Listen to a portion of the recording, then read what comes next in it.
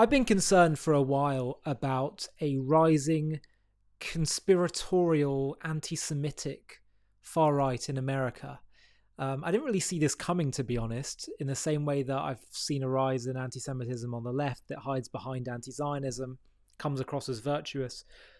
But Douglas Murray called this out recently on Joe Rogan, on his podcast, where he spoke to someone who he was debating Dave Smith, who is among many people that appear on Joe Rogan's show, who are people that are not well versed in Middle East conflict and other conflicts, other pieces of history, and yet they'll suddenly spew the most absurd, perverse viewpoints on things and be able to have the same legitimacy in some ways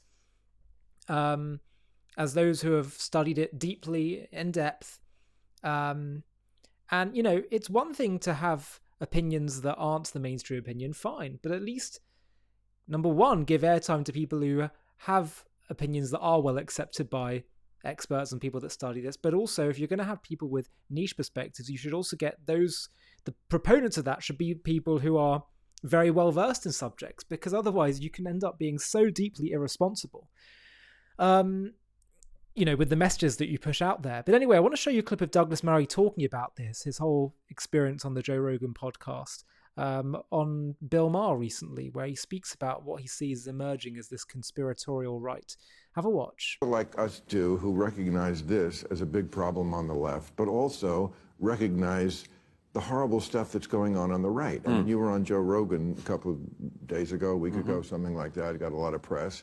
And I'm glad you said what you said, which is, I mean, I like Joe, but he has on people who entertain these crazy conspiracy theories and doesn't really push back on them. It's okay to have, I mean, I'm a free speech absolutist pretty much, but there seems to be no pushback on this. And of course, what's going on in this country, what we're going to probably be talking about here on the panel in a minute, this kind of encroaching fascism. I mean, I was using the term slow-moving coup before he got elected the first time.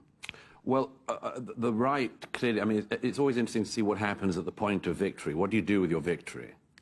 And if those people on the American right who are now in the ascendant, if they decide that they want to use their point of victory to, for instance, lie about the origins of the Russia-Ukraine war, or lie about the nature of Hamas, or lie about the state of Israel, or lie about history. I mean, the reason I did this pushback was, I mean, you just have to. I mean, you just have to, in my view. It's basic social hygiene. If you've got somebody who's coming along who pretends to be a historian, who then can always do the thing of saying, oh, I actually don't call myself a historian, it's just other people I allow to call me a historian. I'm not a car mechanic, but if I kept on being introduced as a car mechanic, I would say, oh, no, you got the wrong guy. So they don't mind it. They don't mind it. They have this slip out. These people that I was trying to call out on Joe's show, they are doing things like Hitler wasn't that much of an anti-Semite. Main problem in the 20th century was Winston Churchill. Winston Churchill was the warmonger. Adolf Hitler wanted peace. And I just, look, it's a matter of social hygiene. Don't feed me this shit. And this is all... And you know, there's obviously this crossover between the people who are just trolls. They say this because they think it's really fun to do the Jewish question, to do like a bit of Holocaust denial, a bit of Hitler praise, a bit of Churchill degradation. They think it's kind of funny.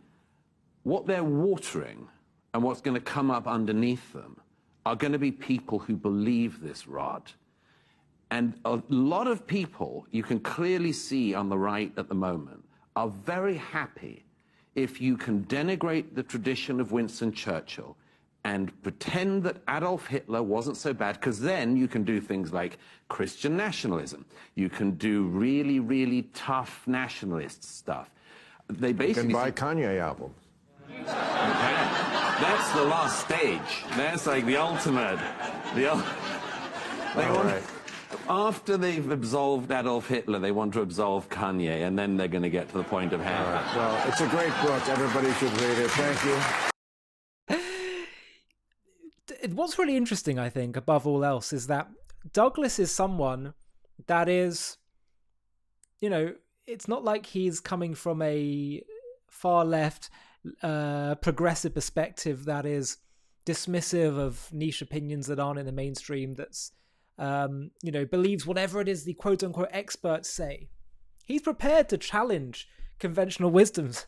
He's prepared to challenge norms and stand up to the mob.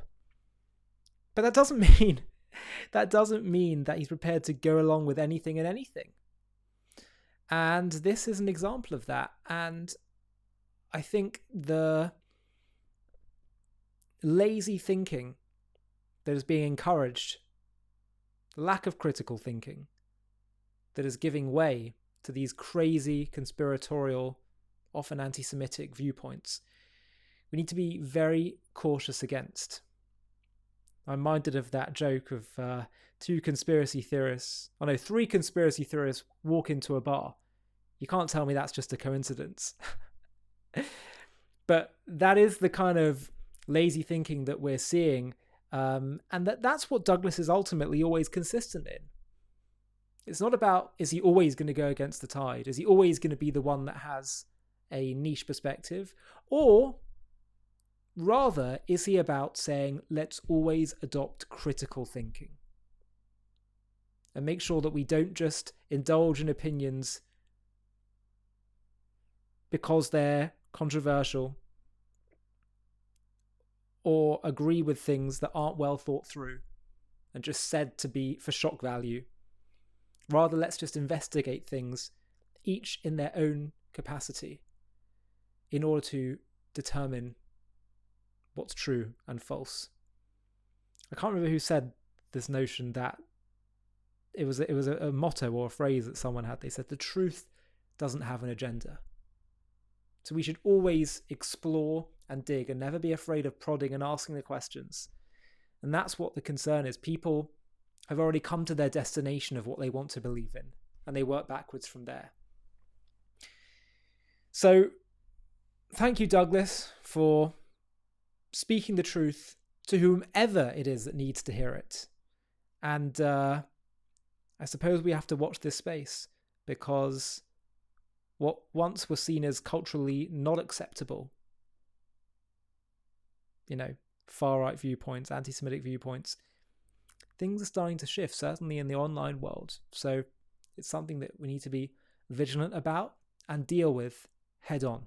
Hi, thank you so much for watching. To watch another one, click here. To stay up to date with all our content, click here to subscribe. And if you're able to, you can help support JTV to grow and grow by clicking join below this video, where you can become a member and get perks including early access to videos and private live discussions with me. But most of all, you'll be partnering with us on our mission to change the world.